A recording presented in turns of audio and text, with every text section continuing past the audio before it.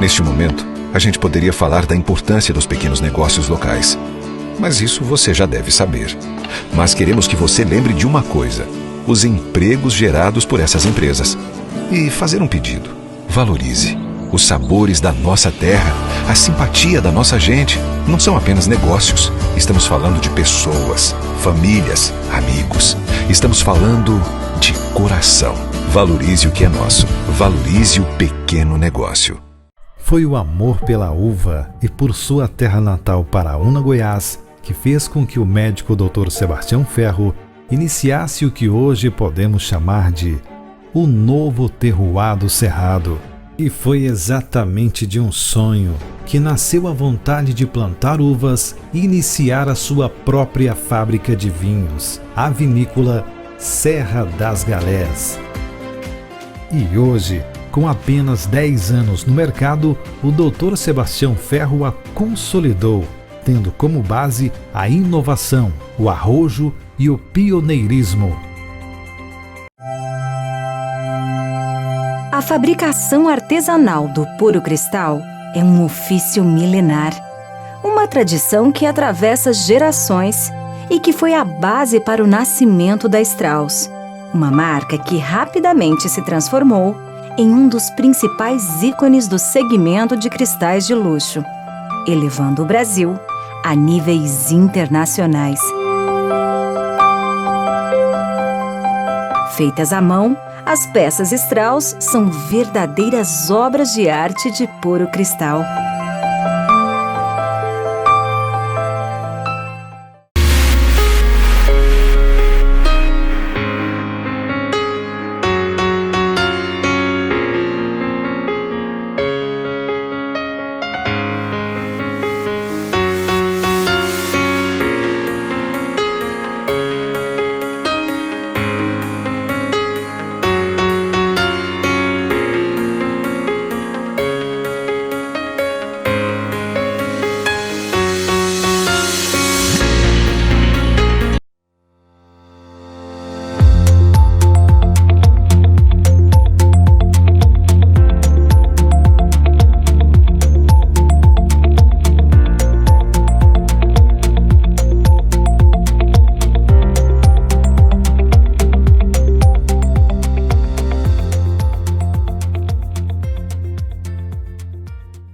Tudo bem a todos? Sejam bem-vindos à Semana da Gastronomia e do Vinho Brasileiro.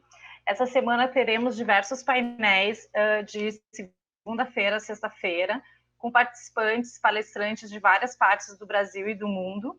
E também gostaríamos de agradecer as inscrições de todos vocês que se inscreveram nesses últimos 3 dias, que tiraram um tempinho para estar aqui conosco nessa semana, aprender e também contribuir, né, com perguntas que possam ser relevantes para o setor. A gente abre essa semana com 2 participantes, que são, um deles é o presidente da Associação Brasileira de Enologia, o Daniel Salvador, e também o Pedro Hoffman, que é do Conselho da Brasel do Rio Grande do Sul, é empresário, empreendedor também, é chefe de cozinha, e tenho certeza que eles vão contribuir muito com a abertura aqui da nossa semana. Sejam bem-vindos, Pedro e Daniel. Obrigado, bom dia. Obrigado, bom dia, prazer estar aqui. Muito bom termos vocês aqui conosco. A gente começa o nosso painel aqui, que é o painel das associações. Começo fazendo a pergunta aos dois, mas o Daniel pode responder primeiro e depois seguimos para o Pedro. Tá? Eu gostaria de fazer a pergunta para vocês: qual que é o papel da associação no enfrentamento da crise do Covid-19 neste momento? Daniel. Olá, Larissa, é um prazer falar com vocês. Obrigado pelo convite, obrigado pelo espaço dado aos viticultores e enólogos do Brasil. Seria redundante falar que toda essa situação gera e exige de nós a capacidade de resiliência ao extremo. A gente teve que se redesenhar, nós tivemos que nos formatar, mas óbvio que algumas atividades da Associação Brasileira de Enologia acabaram, sim, ficando para um segundo momento. Então, para quem não conhece, a Associação Brasileira de Enologia, ela atua basicamente junto com os profissionais que elaboram e produzem os vinhos. Nós somos uma associação da parte técnica dos vinhos e espumantes. Então, neste momento, entre todas as atividades que a entidade sempre propôs para o seu associado e para a comunidade vitivinícola, talvez a gente consiga manter algumas atividades voltadas à apresentação do vinho, né? Os concursos internacionais e, quem sabe, a avaliação nacional de vinhos a gente consiga organizar neste ano. As atividades internas, a associação está oferecendo algumas palestras online, já que essa ferramenta veio para ficar e facilitou muito o contato e facilitou muito a comunicação entre todos os profissionais sem ter o deslocamento e respeitando todos os regramentos. Então, há um redesenho. As degustações, obviamente, que elas ficaram para um segundo plano, onde nós tínhamos todo um trabalho de desenvolver novos produtos, novos projetos, trazer os vinhos do mundo para o profissional de enologia, acompanhar as tendências, conhecer novas tecnologias. Esse é um projeto que a gente teve que momentaneamente interromper, até que um segundo momento nos oportune reunir o público em uma mesma sala para uma degustação técnica. Então, hoje nós temos palestras técnicas voltadas não apenas por associado da ABE, mas também para alunos, professores, profissionais em geral. E isso nos surpreendeu positivamente, pois as palestras presenciais, normalmente elas contavam com 20, 30, até 40 profissionais, e agora estamos contando com quase 180 profissionais numa mesma palestra. Então, houve uma mudança, mas conseguimos chegar a todos os colegas enólogos e profissionais do setor. Muito bem, muito bem. E vocês, Pedro, o que vocês estão fazendo na Abrazel aí do Rio Grande do Sul? E claro, na Abrazel, né, do Brasil, tem muitas ações acontecendo. Qual que é o que vocês estão fazendo neste momento para ajudar os empreendedores no enfrentamento dessa crise? Bom, um bom dia, né? Um prazer estar aqui com todos, né? Prazer estar falando aqui, representando a Abrazel. A Abrazel, ela vem se preocupando, ela teve até ela provocou o presidente da República, né? Lá no dia 16 de março, ela se anteve, né? Toda a situação que estaria acontecendo, né? E a primeira preocupação foi trabalhar a solvência das empresas do nosso setor. Né? Com isso, a gente conseguiu mostrar para o governo que o problema era muito mais grave do que estava se imaginando e conseguiu que saísse a medida 936, que é a medida do trabalho, né? Que aí dá para as empresas poderem afastar, né, as pessoas por 60 dias e reduzir por mais 30 dias. E essa medida a gente vem trabalhando que ela seja estendida, né? Que nós temos capitais aí que nem São Paulo, que já passam de 70 dias de lockdown, de estarem fechados os restaurantes, né? Então, com esse fechamento, os estoques acabam, porque se trabalha com muitos produtos perecíveis, então o capital de giro das empresas já se foi. Essas empresas já ficaram com um problema sério de caixa, né? Que daí vem a segunda vertical, que dentro dessa vertical que a Abrazel está trabalhando, que é a questão do crédito, né? E o crédito, apesar de todas as medidas do governo, o crédito não chegou na ponta, né?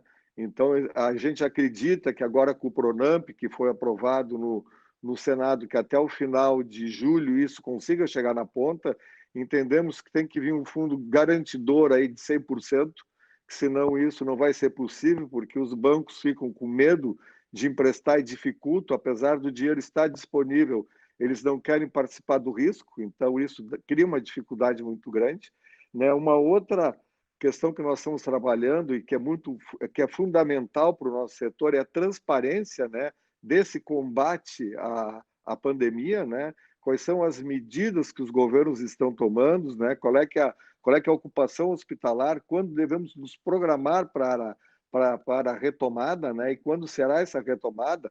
Muitas cidades já retomaram, outras ainda não, em alguns estados, porque a Abrazel ela trabalha numa capilaridade, em todos os estados brasileiros ela tem uma seccional e um presidente que representa. Então, isso é um desafio muito grande, porque cada local tem as suas medidas de regulamentação de retorno. Então, tem que fazer uma adaptação, né? Tem alguns que restringem totalmente o self-service, que não é uma coisa que deveria ser feita, porque a comida não contamina, né? Que contamina a proximidade das pessoas, então, tendo o distanciamento correto, não tem por que estar inibindo esse tipo de serviço, que hoje é 60% da alimentação do Brasil, para quem almoça fora, tudo mais, a 70% representa, então, muitos estão passando dificuldade com isso. Nós trabalhamos nessa transparência, é importante essa programação até que os restaurantes consigam repor os seus estoques. Se eles não conseguem repor os seus estoques, vai precisar uma flexibilização junto à rede de abastecimento para ela realmente poder parcelar esse primeiro enxoval de uma forma diferente para que as atividades sejam retomadas. E a gente sabe que o nosso setor vai ser o setor que mais vai sofrer na retomada, que já está sofrendo e que vai sofrer porque enquanto o consumidor não tiver segurança de sair para a rua, ele não vai sair. O nosso setor, se ele trabalhar com 30%, ele não consegue pagar a conta, né? E a gente trabalha uma outra vertical, que é a retomada das atividades, né? Que aí a gente tem na Rede Abrazel lá uma série de indicações do que a pessoa pode fazer, né? Se ela vai para um delivery, para ela ter uma resiliência mental, para ela poder estar preparada psicologicamente para enfrentar esse momento, né? Tem ali sugestões de como negociar contratos de aluguéis, né? Então, todo um apoio para as empresas de como elas necessitam se portar, né? Você tem uma empresa, precisa de algum socorro, sempre tem uma Abrazel dentro de algum estado, e a gente trabalha, nossos presidentes, para trabalhar essa defesa do nosso setor. Seria esse no primeiro momento, Larissa.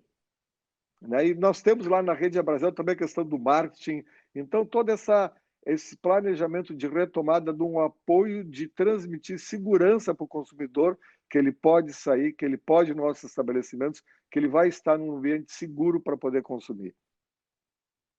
Não, e eu tenho certeza, Pedro e Daniel, que logo o público também está com muita saudade de ir num restaurante, de sair, ir num evento, né, poder beber um vinho num bar, enfim, poder estar junto com outras pessoas é algo que as pessoas realmente vão querer fazer logo mais que voltar, mas claro que vai ter esse tempo, essa transição aí que realmente vai atrasar um pouco e trazer dificuldade ainda para a gastronomia. A outra pergunta que eu tenho para fazer para vocês, eu acho que vocês já responderam, mas vocês poderiam ampliar um pouco essa resposta. Quais que são as principais ações que vocês estão fazendo agora nas instituições para o seu público, vamos dizer, o Daniel com a parte de vinho e o Pedro, né, que vai cuidar aí da parte que está falando pela Abrazel. O que vocês já estão fazendo de ações? Eu sei que o Daniel falou de cursos, outras coisas. Pode ampliar um pouquinho essa resposta, Daniel, por favor? Você está no mudo. Desculpe-me. Com certeza, Larissa, a gente pode ampliar sim esse assunto, sem problemas. Até para colaborar um pouco com a pergunta anterior, talvez eu não tenha de toda forma sido completo, né? Hoje as vinícolas elas passam por uma realidade do enoturismo, estão totalmente com as portas fechadas ou voltando aos poucos. Então isso também colabora com o que o Pedro comentou. É uma realidade inteira, onde a gente tiver circulação de pessoas, nós vamos ter um pouco de restrição, sim. Então, a questão da Associação Brasileira, como ela é uma entidade mais voltada para a parte técnica, nesses dias onde a gente tem uma atividade um pouco menor, justamente porque as nossas ações elas eram voltadas para a aglomeração, nós começamos a adotar algumas atividades voltadas para o setor como um todo. Então, como nós temos um corpo técnico que ele é composto por diretores, ou seja, a diretoria da associação são enólogos de vinícolas que cedem o seu tempo para o trabalho voluntário do setor. Não é uma entidade que remunera seus diretores, nós só temos a remuneração das secretárias que possuem o trabalho fixo na entidade. Então, a gente teve que se reinventar. Então, a gente usou o nosso conhecimento e o nosso envolvimento para trabalhar em prol do vinho nacional. Então, começamos uma campanha há 2 meses atrás, onde nós falávamos da qualidade da safra 2020. Antes mesmo de nós termos as notícias do Covid-19, já noticiávamos a questão da qualidade da safra, essa safra ímpar que foi 2020, que ficará para sempre na nossa memória e que com certeza o público terá acesso a excelentes produtos. O Brasil já vinha numa crescente, já vinha num estudo acentuado e a safra de 2020 ela veio a coroar todo esse esforço. Então, a BR tomou essa postura de ser propagadora de boas notícias, de boas informações, transmitindo o que era geral para todas as vinícolas, não apenas para o seu associado. E junto com esse trabalho, a gente também está agora, junto com outras entidades, trabalhando o Dia do Vinho.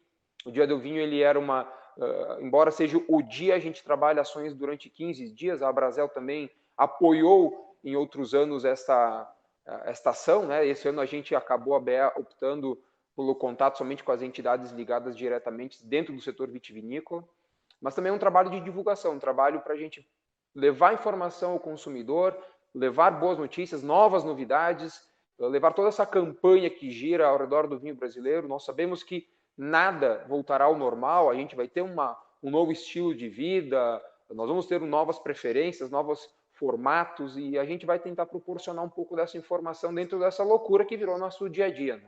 Não adianta a gente simplesmente ignorar o fator da pandemia, ela é uma realidade, pode ficar cicatrizes, pode melhorar, pode piorar, e a gente vai ter que fazer nosso trabalho de divulgação, porque o produto nacional, o vinho nacional, ele vai continuar sendo elaborado, mesmo com todos os cuidados, o vinho ele exige que o enólogo se debruce sobre ele. Então, com todos os cuidados necessários, o vinho ele precisa do envolvimento humano para chegar lá no final pronto para ser consumido. Então, a gente vai fazer esse trabalho de divulgação, porque, querendo ou não, Larissa, a gente está agora no mês de junho. Para as vinícolas, daqui a 7 meses, nós teremos uma safra da uva novamente. E isso não é pensar egoísmo, é pensar com planejamento. Nós temos que cuidar das mais de 20 mil famílias que o setor hoje agrega na produção de vinhos e uvas. É uma responsabilidade de todas as entidades. Então, hoje a BEA está focando nisso, focando na divulgação, no trabalho de mostrar o que se produz no Brasil todo, não apenas na Serra Gaúcha, o que o Brasil todo está produzindo.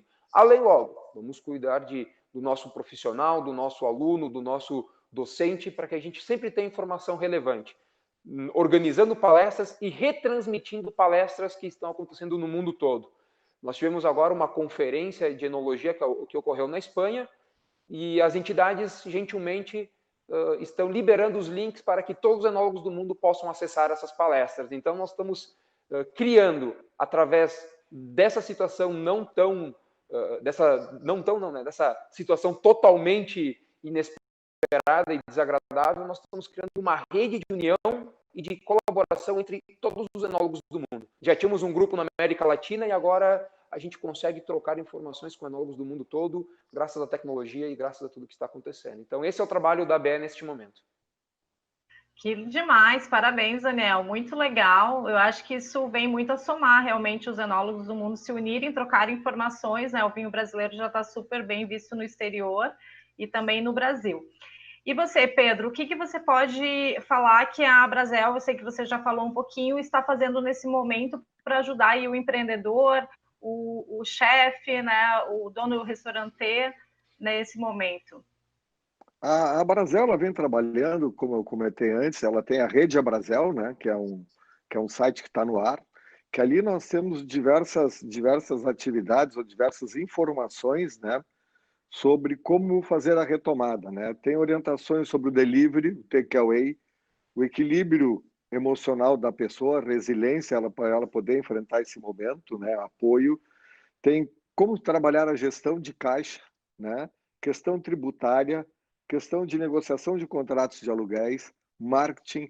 A Brasel está trabalhando aí para a gente ter uma grande apoio na questão da retomada, em divulgação, em transparência e em tranquilidade para o consumidor poder estar retomando, né, o seu consumo tranquilo no restaurante, poder aproveitar e tomar seu chopp, seu vinho, principalmente seu vinho aqui na Serra, né, que nós estamos com um dia frio aqui hoje, então tá uma delícia. Então, é essa questão da tranquilidade do retorno. Nós temos uma cartilha de retorno, né, de como os estabelecimentos devem se portar, né, no receber, de todos os cuidados, desde a manipulação dos alimentos, da higienização dos ambientes, de como trabalhar para o nosso consumidor se sentir seguro de poder sair de casa e estar dentro de um estabelecimento, poder estar tomando seu vinho, podendo estar fazendo uma bela de uma refeição. Então, a Brasel ela faz algumas webinars, né, também de retomada para poder estar passando toda essa questão de orientações de como essa retomada, porque, que nem o Daniel estava falando, cada momento é um momento, né? A gente pode voltar a fechar, a gente pode voltar a abrir, o que a gente tem que cuidar todo mundo nesse momento, né? Tem que ter cuidado, mas é um desafio, É um novo momento de vida, é um novo momento de se reinventar, né? É um momento de distanciamento das mesas dentro dos restaurantes, de como as pessoas se portam, entram, né? Usando máscaras, tiram a máscara só no momento de consumir, depois colocam a máscara para transitar dentro do estabelecimento. Então, é um desafio, entendo assim, que para todos nós, em todos os sentidos, né? De podermos estar aí enfrentando esse momento difícil. Com certeza, é o momento de cuidar agora do pequeno empreendedor, do pequeno produtor e das pessoas, né? Tem uma pergunta que a gente levantou e que a gente acha que é uma pergunta até um pouco polêmica, porque temos também importadores, temos, né, o mundo do vinho e da gastronomia, tem pessoas de todos os países que vendem também dentro do Brasil, mas eu quero perguntar a opinião de vocês dois como profissionais, se a alta do dólar vai trazer benefícios para o nosso vinho e para a nossa gastronomia brasileira, né? Porque como que vocês veem essa alta do dólar que o Brasil está passando agora, Daniel? Então, falastes muito bem, a gente não é mais uma bolha, nenhum setor da economia está protegido por uma bolha e ciente de que sozinho pode ir por novos rumos. Hoje todos somos colegas, todos somos parceiros, ainda mais neste momento. Então, a gente não comemora. Sendo bem sincero, eu conversei com alguns colegas, não estou muito aprofundado nas questões comerciais, o que isso está acontecendo. Mas eu conversei com vários colegas enólogos que também são proprietários de vinícolas, com proprietários de vinícolas também recebemos alguns retornos, falando com outros colegas professores também da ABS, e eles relataram, né? O vinho no mundo, ele foi eleito a bebida da pandemia. Nós não estamos comemorando isso, mas as pessoas estando em casa, dirigindo menos, mais reunidas, elas encontraram na culinária, no vinho diferente, no lazer, uma forma de entretenimento gastronômico, por assim dizer. E óbvio que isso acabou movimentando o mercado do vinho no Brasil. Prova são as notícias de grandes sites de vendas de bebidas com números muito acima do que estavam acostumados a trabalhar para o período. Óbvio, aqui no sul nós estamos no momento de frio, aqui na Serra Gaúcha, já temos notícias de temperaturas baixas que também devem colaborar com uma demanda maior no consumo do vinho, já que essa condição meteorológica ela é determinante nesta fase do ano para a venda dos vinhos. Mas, claro, respondendo mais especificamente à pergunta do dólar, o que nós temos são notícias de que alguns vinhos que eram extremamente competitivos em termos de preço, com essa nova taxa de câmbio, acabaram tendo uma precificação nova. Isso sim aumentou a questão da competitividade para o produto nacional. Nós tivemos alguns levantamentos, alguns apontamentos, onde a gente consegue hoje ter uma competição e uma igualdade por preços. Não é segredo, alguns vinhos importados, pela condição do seu país de origem, eles possuem uma condição produtiva melhor, com mais incentivos, com menos custos e com uma tarifação não tão sobrecarregada, e eles acabam chegando aqui no território verde e amarelo com valores mais agressivos de venda. E essa questão do dólar, momentaneamente, ela está proporcionando uma igualdade de preços ou até, quem sabe, algumas vantagens para o vinho brasileiro. Então, o consumidor já notou essa diferença e a dificuldade de acesso a alguns rótulos também proporciona que o consumidor vá em busca de produto brasileiro que ele não conhecia até então. Então, esse é um outro movimento paralelo que está acontecendo que deve ficar. Indiferente do que vai acontecer com o futuro do dólar, a gente já nota no consumidor nacional uma surpresa positiva com o padrão e com a qualidade do produto brasileiro. Há uma carga um pouco, eu diria, injusta de preconceito, mas ela está sendo derrubada com essa oportunidade, com esse acesso e com essa descoberta dos novos vinhos brasileiros. Mas é importante frisar, nós não estamos comemorando, de certa forma, essa alta do dólar, porque na indústria vinícola, boa parte dos insumos que nós utilizamos na vinificação, seja as barricas, sejam as rolhas, até o papel dos rótulos, todo ele é um material importado e também ele é cotado pela moeda estrangeira e inevitavelmente nós podemos ter novos preços e novas operações dentro do Brasil. Então, obviamente que a gente prefere a balança equilibrada, mas neste momento, inclusive também com o fechamento de fronteiras, a gente percebe que a falta de alguns itens acaba abrindo mais espaço para o produto interno. Então, São diversos fatores, mas de tudo acho que vale o momento. As vinícolas estão aproveitando o momento para levar vinhos para os 4 cantos do Brasil. Regiões que a gente não conhecia, que a gente não ouvia falar, hoje bebem muito vinho brasileiro. Então é um momento, sim, oportuno para o vinho brasileiro e para o espumante também. Muito bem, Daniel. E só para vocês saberem, você e o Pedro, nós recebemos inscrições de várias regiões do Brasil, assim, Manaus, Acre, até de Fernando de Noronha, Sul, claro, Sudeste, né? Todos os estados praticamente se inscreveram na nossa semana, e eu acho que realmente as pessoas estão querendo agora investir mais na gastronomia e no vinho brasileiro. E na sua visão, Pedro, como restaurante, chefe de cozinha e empreendedor, o que você acha? A alta do dólar traz benefício para a gastronomia nacional? Eu entendo que a alta do dólar ela proporciona, né? Eu acho que já a própria pandemia ela já proporcionou a questão das pessoas valorizarem mais o local, né? Então existe uma campanha muito grande, né, vinda desde o slow food, dentro da maioria de muitos chefes do Brasil, de consumir o local, apoiar o produtor local, apoiar o pequeno produtor, né? E eu vejo que isso é uma tendência que veio para ficar, né?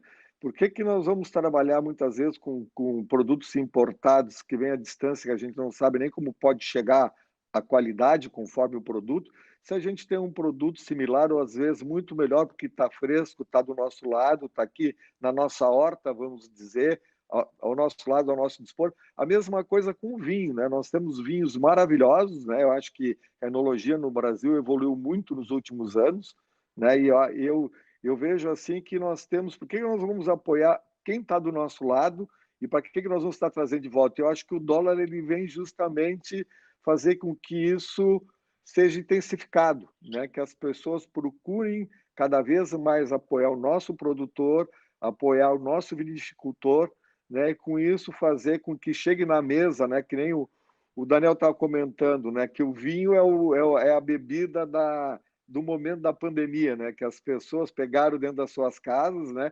Como também as pessoas sentiram prazer em voltar a cozinhar, né? Então, com isso também, comprando produtos locais de produtores, algumas feiras que estão abertas, que permite ainda se comprar insumos para fazer um belo prato. Tem diversos webinars com excelentes chefes toda hora apresentando uma receita nova para acompanhar um bom vinho.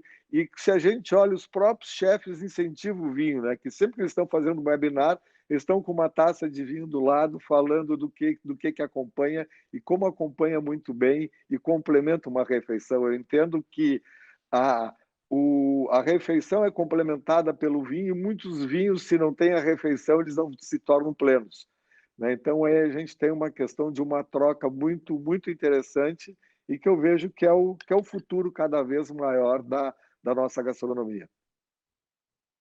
Maravilha, Pedro, muito bom. A gente, pessoal, quem quiser mandar suas perguntas, tiver dúvida, quiser fazer alguma pergunta direcionada para o Daniel, ou para o Pedro, ou para a gente aqui também do Vinho na Vila, pode enviar suas perguntas, que nos últimos 15 minutos nós vamos abrir para respostas dessas perguntas que vocês forem enviar aqui para a gente. E uma pergunta, que também é algo que a gente levantou e que não quer calar, todo mundo quer saber, vamos ver se vocês podem nos ajudar os empreendedores que estão inscritos aqui na nossa semana.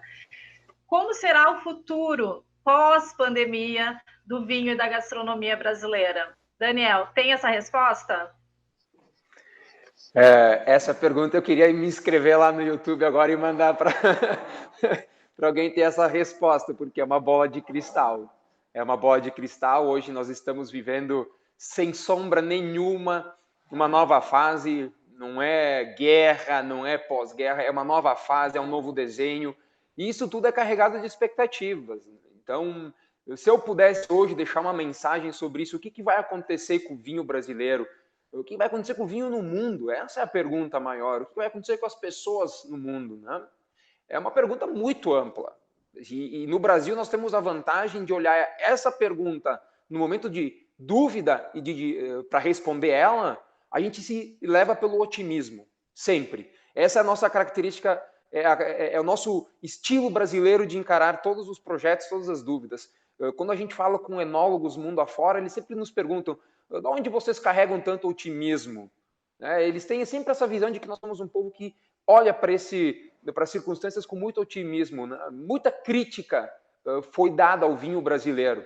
E essa crítica foi rompida e ultrapassada com muito esforço, com muita pesquisa, desde a viticultura até a enologia. E hoje a gente está conseguindo um patamar novo graças a esse trabalho.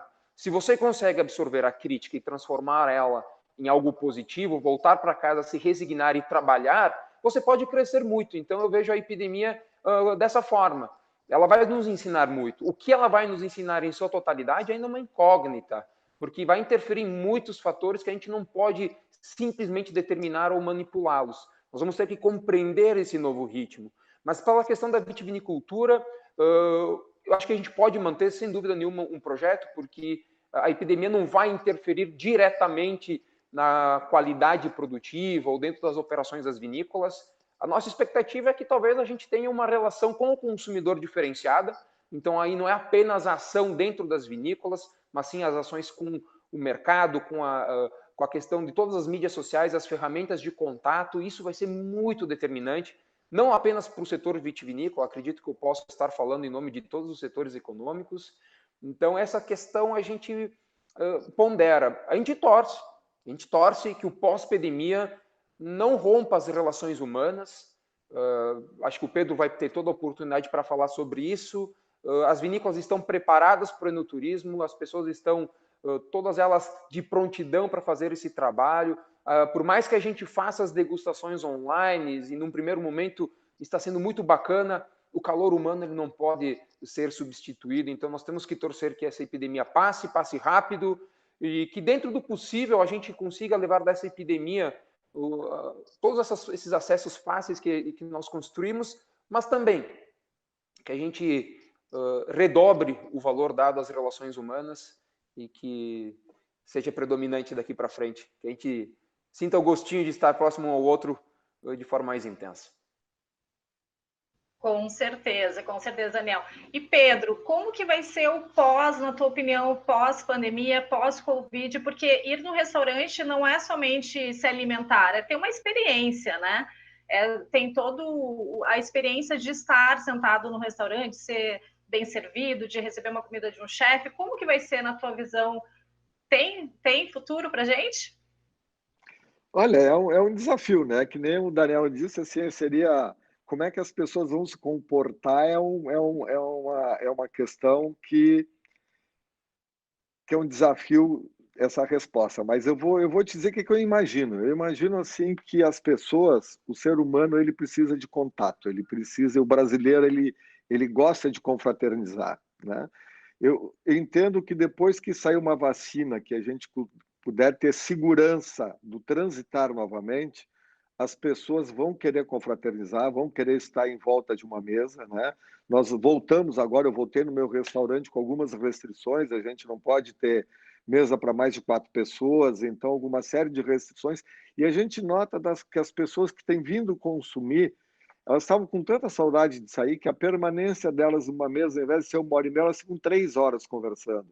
Então, da necessidade que elas têm desse convívio, né? de se sentirem que estão ali comemorando alguma coisa, porque eu vejo assim, nós temos dentro de um restaurante, você tem a parte da experiência, né? Que é a parte da experiência da gastronomia, da culinária, como a experiência de um vinho, né? Que o sommelier está indicando um vinho novo, que as pessoas são curiosas, gostam de estar provando coisas diferentes, e esse hábito a gente não tira de ninguém, né?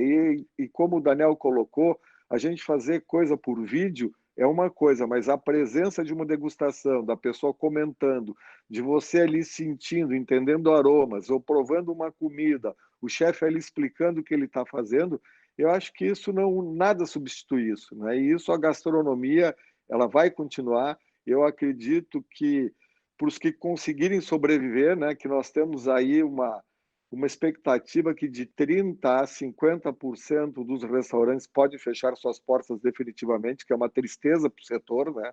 Mais de 1 milhão de postos, mais de 500 mil postos de trabalho já foram perdidos, né? Então, nós temos aí uma questão que que é difícil, não é? É difícil esse momento, é difícil a retomada, né? Uma retomada segura, mas eu acho que com a consciência do consumidor, com a consciência nossa de nos cuidarmos e da retomada, nós vamos todos poder voltar a um novo normal. Esse novo normal talvez seja um distanciamento maior entre as mesas no primeiro momento, né? Seja grupos menores para poder conviver, ou você conviver dentro do seu grupo de segurança que você conhece, para não ter problema de contaminação. Então a gente eu acho que é um pouco assim, é um passo por vez, mas eu acredito na retomada, acredito no turismo local no primeiro momento, né? O turismo regional, não no turismo de longa distância, que isso vai incentivar muito a gastronomia e o consumo do vinho, né? Porque essas pessoas, quando se desloca, a base do turismo é a gastronomia, né? Quando você viaja, a primeira coisa que você pensa, onde é que eu vou comer? Qual é o restaurante que eu vou? Você fala com um amigo, troca com uma amiga, você fica descobrindo o que visitar, o que fazer para poder conhecer novos aromas, né? Eu sempre mexo com meus amigos, né? A gente vai para a Serra, vai visitar, eu levo muitos grupos para visitar as vinícolas lá em cima, em Bento Gonçalves, e às vezes o pessoal fala, Pedro, mas eu tomei esse vinho lá, parecia quando eu cheguei em casa que era diferente, mas tem todo o clima, né, a harmonia, aquele momento, aquela experiência, não é só o sabor do que você está comendo, que você está bebendo, mas tem todo o entorno que faz aquilo ter uma memória especial e ter um sabor especial. Então, quando a gente abre uma garrafa de vinho em casa, ou muitas vezes faz um prato em casa, não tem o mesmo sabor, o mesmo calor do que está dentro do restaurante, que está dentro de uma vinícola, e conseguir ter toda essa experiência emocional que a gastronomia e a vinicultura trazem. Sensacional, concordo com vocês dois. Pessoal, abrimos as nossas perguntas aqui para o nosso público que está presente aqui na nossa live, aqui no canal do YouTube. Se você tiver mais alguma pergunta, pode mandar para a gente também, pessoal.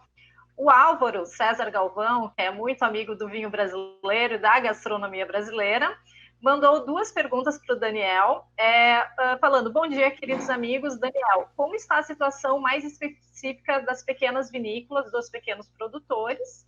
E também ele quer saber se poderemos ainda ter esse ano a avaliação nacional de vinhos presencial. Um grande abraço ao Álvaro, grande amigo do vinho brasileiro. Há muitos anos ele tem propagado essa notícia do vinho verde e amarelo.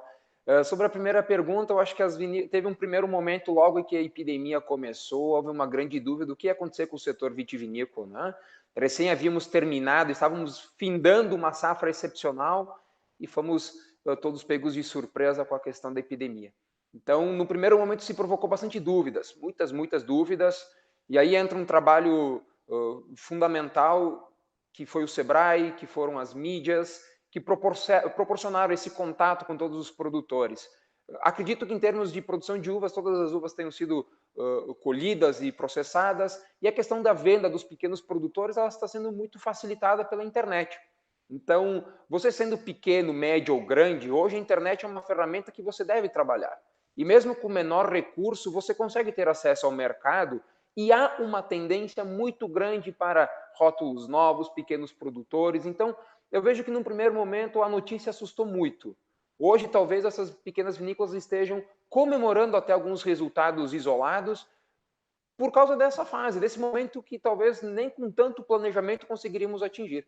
E repito, a gente não está comemorando os resultados em troca da epidemia. Não é isso. É que dentro desse panorama desfavorável, as pequenas vinícolas, médias e até as grandes tiveram resultados surpreendentes por esta questão de ter sido a bebida do momento, esteja em casa, consoma o produto local e o nacional. Essa frase é muito forte, porque se bateu muito na tecla do consuma produto nacional de pequenos produtores e locais. Então, acho que talvez alguém possa estar com grandes dificuldades mesmo, isso a gente não tem como generalizar, mas as notícias que eu recebi de alguns produtores é de uma surpresa positiva, né? Conseguiram fazer as suas vendas online, usando WhatsApp, usando Instagram, usando outras formas de comunicação, degustações online com clientes novos.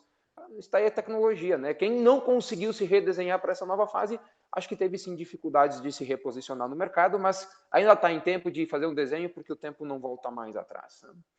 E a segunda pergunta, Álvaro, bom, a Avaliação Nacional de Vinhos, quem todo mundo conhece, é a maior degustação técnica do mundo. Ela é organizada em Bento Gonçalves pela associação, e óbvio que nós vamos ter que achar uma forma de nos adaptarmos a essa realidade. Presencialmente, a gente tem muitas dúvidas do que vai acontecer. Teremos casualmente uma reunião amanhã, e dia 2 de junho, para traçar os rumos, porque não depende apenas da nossa boa vontade em organizar essa degustação. Depende de todos os fatores, e a gente nem precisa elencar quais são, né? Mas alguma ação na safra das safras para avaliação, a gente vai fazer sim, com certeza. Muito bem, Daniel. Está todo mundo realmente esperando o evento da Avaliação Nacional de Vinhos, mas se for também online, pessoal, vamos participar, com certeza vamos prestigiar. Eu tenho certeza que o Daniel e a associação vão achar uma solução para a gente não perder essa oportunidade. E nós temos uma pergunta agora direcionada para o Pedro, tá? Do Valmir, que o Valmir pergunta como que o Pedro enxerga o risco de fechamento de muitos bares e comércios em função da quarentena. Pedro. O risco de fechamento, não sei se é nesse sentido a pergunta, o risco de fechamento é muito grande, né? Porque muita gente está fechada há 60, 90 dias, ele não tem, acaba com o seu caixa, fica difícil a retomada, e o mais desafiador da retomada é justamente quando reabrir, né? Você vai reabrir, você vai ter o cliente que você tinha, você vai ter o fluxo que você tinha. Esse é o grande desafio da retomada dos bares e restaurantes, porque a gente sabe que a nossa margem de lucro é muito pequena. E numa margem de lucro muito pequena, você não consegue trabalhar com 50% do movimento que você tinha antigamente, né? Você não consegue fechar a sua conta no final do mês. Nós temos uma outra dificuldade que vai acontecer muito grande para o setor agora, essa questão que agora, no dia 6 de junho, está vencendo 60 dias do afastamento, da suspensão dos contratos de trabalho. Essa suspensão, essas pessoas vão começar a retomar e muitos estabelecimentos não conseguiram reabrir suas portas, né? E você não consegue. Como é que você vai fazer para pagar salário? Como é que você vai fazer para retomar o novo normal sem com isso ter um movimento, né? Porque o que a gente entende? Eu entendo assim que uma retomada ela vai ser gradual, vai ser lenta e ela não deve acontecer antes lá do final de agosto, né? Final de agosto, que é onde assim talvez a gente tenha mais tranquilidade lá para setembro, as pessoas tenham mais tranquilidade para sair. Agora, quem vai conseguir sobreviver até lá? Quem vai conseguir sobreviver todo esse tempo sem movimento, né? Sem um apoio mais forte do governo, né? Seria a prorrogação da medida 936 para suspender os contratos de trabalho por mais 60 dias, para a gente poder evitar o maior número de mortes de restaurantes, né? Porque tem muito restaurante que não vai conseguir suportar, como muitos já não suportaram, muitos já fecharam, né? Aqui em Porto Alegre já fecharam muitos restaurantes, e sei que não é só aqui, a gente tem notícias de operações grandes que fecharam no Rio de Janeiro, fecharam em São Paulo. Vai ser muito difícil a retomada nos shopping centers também, conforme o horário de trabalho nos shopping centers. Por exemplo, aqui no Rio Grande do Sul abriu do meio-dia às 8 horas da noite, então como você não consegue trabalhar direito de jantar, trabalha mais ou menos o meio-dia, entra 30%, você é obrigado a abrir plenamente com todo o seu potencial, mas como é que você paga a conta do shopping depois? Como é que você consegue pagar isso, né? O shopping reabre, ele quer o aluguel inteiro, porque é o direito dele, tem mais todo o custo de ocupação do shopping. Agora, como é que um colaborador, como é que o empreendedor vai conseguir pagar isso com 30% do seu movimento, né? Então, é um desafio para muita gente, é algo assim que é muito preocupante, né? E é um momento difícil que a Abrazel, né, junto da liderança do nosso presidente executivo nacional, Paulo Somuti Júnior, vem brigando junto ao governo, vem defendendo a entidade de todas as formas, né? Vem defendendo um setor para que a gente possa ter aí algum apoio para poder passar por esse momento muito difícil que todos nós estamos passando, né? Não é fácil o que vem pela frente. Sem dúvida, Pedro e Daniel, é um momento bem delicado para os empreendedores, né? Muitos locais, eu falo aqui de São Paulo, que fica a nossa sede aqui, Aqui muitos restaurantes já fecharam, né, muitos bares, e o cenário aqui está pior do que no sul, porque a possibilidade de abertura está mais longe ainda do que aí onde vocês estão. Temos uma pergunta aos dois, que eu acho que é uma pergunta bem pertinente, e vai ser a nossa penúltima, depois temos a nossa última pergunta, e vamos encerrar esse painel e voltamos às 14h. A pergunta vem do Edson Luiz. Ele pergunta como fazer com que os vinhos brasileiros estejam mais presentes nos restaurantes, mercados e adegas do Brasil. Como que a gente faz, Daniel? Eu acho que a gente está fazendo, não é como a gente faz, é como a gente já está fazendo. Essa oportunidade que nós não tínhamos de ter mais visibilidade, talvez pela comoção, pelo apelo, pela situação econômica.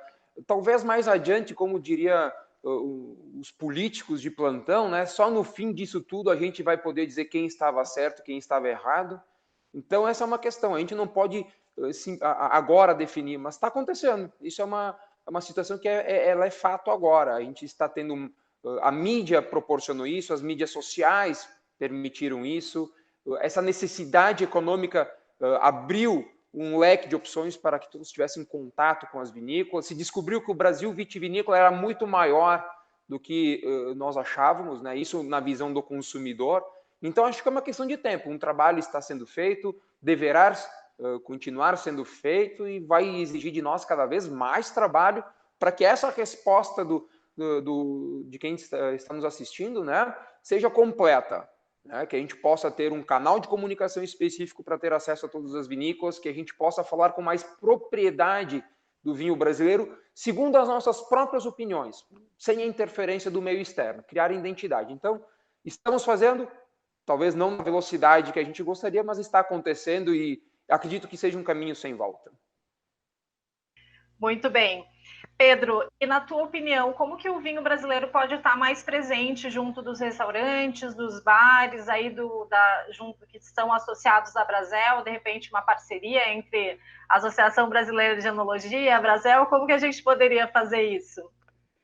Olha, eu vejo que a Brasel já lá atrás, há muito tempo atrás, há uns 6, 7 anos atrás, a gente junto com o Instituto Brasileiro do Vinho, né, a gente começou um trabalho muito do profissional da taça, né?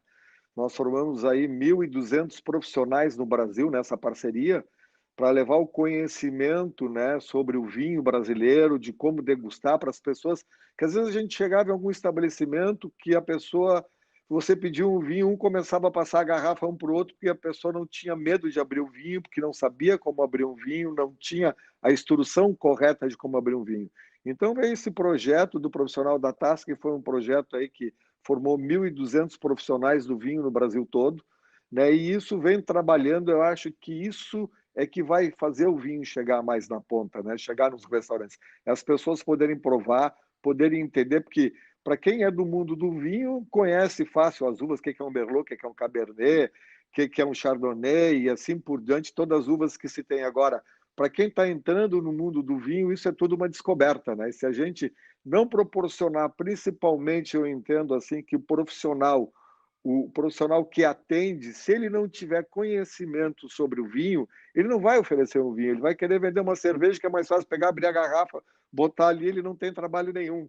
Né? Ele não tem que estar polindo taça, ele não tem que se preocupar com coisa nenhuma, que o trabalho do vinho, ele tem que ter um trabalho feito com elegância, né? Um trabalho feito ali para você valorizar esse produto maravilhoso que é feito, que um enólogo lá se dedicou para tirar o que tem de melhor daquela videira para poder proporcionar numa garrafa esse sabor, né? Então aquilo ali tem, eu acho que tem uma afetividade muito grande no vinho, é isso que essa pandemia está fazendo todo mundo de descobrir essa pandemia, porque você tem ali uma questão de emoção no vinho, uma questão de remeter à viagem, a lugares que você visitou. Então, o vinho tem essa mágica. E o vinho nacional, eu vejo que ele já vem evoluindo há muito tempo, ele já está na maioria dos restaurantes, e eu vejo que cada vez mais é uma tendência muito forte.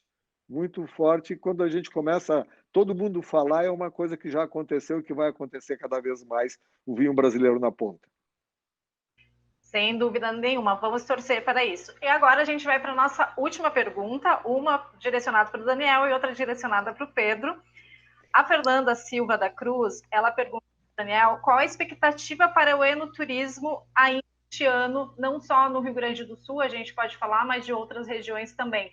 Daniel, como que vai ser o enoturismo volta esse ano? Qual é a sua opinião sobre isso? Com certeza.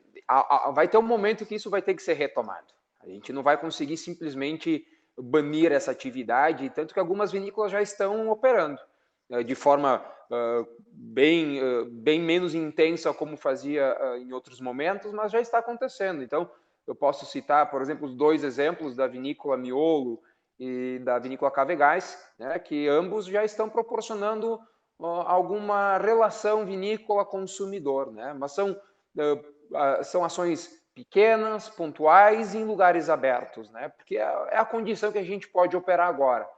Como nós estávamos acostumados, né, a fazer aquele movimento de enoturismo de vinícola em vinícola, isso acho que vai levar um pouco mais de tempo, né? Não podemos garantir que vai ser este ano, mas acredito que a gente vai ter aos poucos mais segurança e mais envolvimento com a epidemia. A gente não estamos nos distanciando, nós estamos nos aproximando na medida que a gente assume esses controles como os necessários, né? Mas concordo com o que o Pedro falou, nós precisamos, para dar uma data para que o enoturismo volte a todo vapor, nós precisamos sim de uma condição que ou é a vacina ou é o remédio, alguma coisa nesse sentido, para dar para nós mais certeza do que vai acontecer.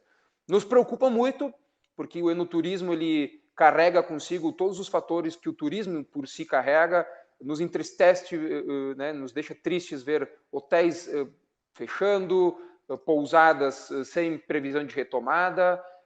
Dentro do enoturismo, o Pedro pode falar muito bem, não existe enoturismo sem a gastronomia. O enoturismo, o propósito é tu conhecer o mundo do vinho, mas você precisa de tudo que está nesse caminho para poder usufruir do enoturismo, né? Poder fazer enoturismo. Então, não é uma decisão fácil, é difícil prever, é difícil dar, mas vai precisar da união de todos e vai ser gradual. Vai ser uma volta gradual, não vai ser uma volta geral, e talvez vai ser em formatos diferentes, formatos com agendamentos, pequenos grupos, degustações mais restritas, menor envolvimento humano. Alguma coisa sempre vai acontecer, a gente está se redesenhando. E isso que talvez vá dar um impacto menor. Mas prazo, acho que com certeza a gente quer que volte o mais rápido, mas não temos uma data agora, né? Inclusive tem a Ivane Fávaro, uma especialista em enoturismo no Brasil, uma das cabeças que mais fala de enoturismo com propriedade que eu conheço. Eu acompanho ela nas mídias sociais, tento seguir em tudo que ela fala e pensa, e ela tem notícias fresquinhas, e infelizmente a gente não tem ainda a data prevista, né? A data com certeza tem que dia após dia. Com certeza, vai demorar um pouquinho, mas a criatividade e a resiliência são 2 características fortes do povo brasileiro. Eu tenho certeza que a gente vai conseguir, com muita criatividade, ter soluções diferentes. Pedro, quer contribuir com a tua resposta nessa pergunta? Eu acho que o enoturismo, né, brasileiro, ele vai retomar com certeza. Eu acho que setembro, outubro, porque, como nós falamos antes, o Daniel falou muito bem, é um complemento, né? Não existe enoturismo sem a gastronomia. A gastronomia na Serra Gaúcha ali está muito bem representada, né? Então, eu vejo ali tem o Pessali com Mamagema, né? Tem o Rodrigo, o Belora também com o seu restaurante ali. Então, o Pessali tem o Primo Camilo. Então, nós temos uma enogastronomia, as próprias vinícolas que têm seus locais, que nem a Valduga tem seu restaurante. Então, tem todo o caminho pronto para a retomada.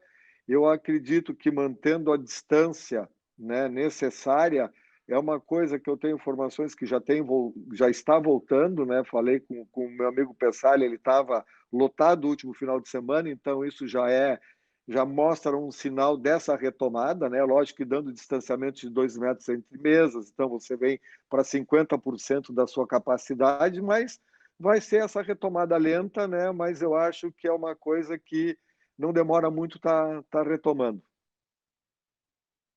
Perfeito, muito bom. A gente vai estar torcendo. E a última pergunta que a gente tem para o Pedro é do Luiz Barros, tá? Ele pergunta, Pedro, o valor dos aluguéis dos restaurantes e bares estão sendo renegociados para baixo? Você tem essa informação? Tudo depende do senhorio do proprietário do imóvel. Muita gente está conseguindo renegociar para baixo, tem muita gente que está conseguindo suspensão do contrato de aluguel por alguns meses, né? Isenção do pagamento do contrato de aluguel, pagando somente as taxas, né? Pagando IPTU e taxas que sobrecaem sobre o imóvel. Então, eu vejo que é um momento que é um novo momento, né? Vamos ter que negociar aluguéis, vamos ter que ter redução de aluguéis, senão vamos ter muitos imóveis vagos. A gente anda pelas cidades, já tinha muitos imóveis ali, placas de aluga-se é o que mais tem pelas cidades, né? Então, se não tiver uma redução dos contratos de aluguéis, nós vamos ter mais lugares vagos, porque os restaurantes vão ter que trabalhar a sua planilha de custo, né? Eles vão ter que fazer redução em todos os sentidos para poder continuar trabalhando. Então, eles vão ter que reduzir aluguel, vão ter que reduzir energia, talvez tenha que fazer alguma redução de equipe, que é lamentável, né? Que é fechamento de postos de trabalho, mas talvez tenhamos que chegar nisso. Mas, com certeza, tem que ter uma redução do contrato de aluguel. Sem dúvida nenhuma. Pessoal, está chegando o fim a nossa live com vocês. Eu adorei a participação de vocês dois. Eu tenho certeza que o público também está curtindo muito. Vamos deixar o momento merchan. Cada um fala um pouquinho do seu negócio, dá os seus contatos aí na rede social. Falando um pouco da tua vinícola, Daniel, rapidamente, o Pedro do restaurante. Deixem seus contatos para que as pessoas possam também visitar, e se tiverem dúvidas, comprarem, enfim, conhecer vocês mais de perto. Daniel. Então, agradeço o espaço. Eu sou, então, proprietário enólogo da vinícola Salvatore. Somos um empreendimento que está na cidade de Flores da Cunha, uma vinícola familiar voltada para enoturismo. Então, nós estamos sentindo bastante esse reflexo. E quem quiser nos acompanhar, então, nos acompanhe em todas as mídias sociais. Vinícola Salvatore, né, o nosso sobrenome italiano com 2 letras T. E se alguém quiser acompanhar o que o presidente, o que a gente faz, pode seguir a Associação Brasileira de Enologia, ou os meus links diretos, né? daniel.salvador.enólogo. Um prazer falar com todos, e se tiverem dúvidas posteriores, a gente estará sempre à disposição para respondê-las. Pedro, deixa teus contatos, o nome do teu restaurante para a gente, por favor. Meu restaurante é o Pepo Cucina, né? Ele fica em Porto Alegre, na rua Dona Laura, 161, né? Vocês podem seguir nas redes sociais, é Pepo Cucina, né? O site do Pepo é pepo.com.br, né? Meu e-mail é pedro@pepo, né? Para quem quiser falar comigo, eu estou à disposição. É um prazer receber vocês lá. Nós temos diversos rótulos nacionais, nós temos o nosso restaurante, temos 2 adegas, né? Temos sommelier na casa, então a gente trabalha com culinária italiana, né? Norte da Itália, fazemos parte dos restaurantes da Boa Lembrança. Você pode ir lá degustar um prato da Boa Lembrança e levar cerâmica para colocar na sua casa como lembrança de uma visita ao restaurante. Então, aí a gente está à disposição, né? Tem o nosso Instagram também, tem o meu Pedro Hoffman também, tem do Pepo Cucina também. Então, está aí tudo à disposição. Foi um prazer participar, né?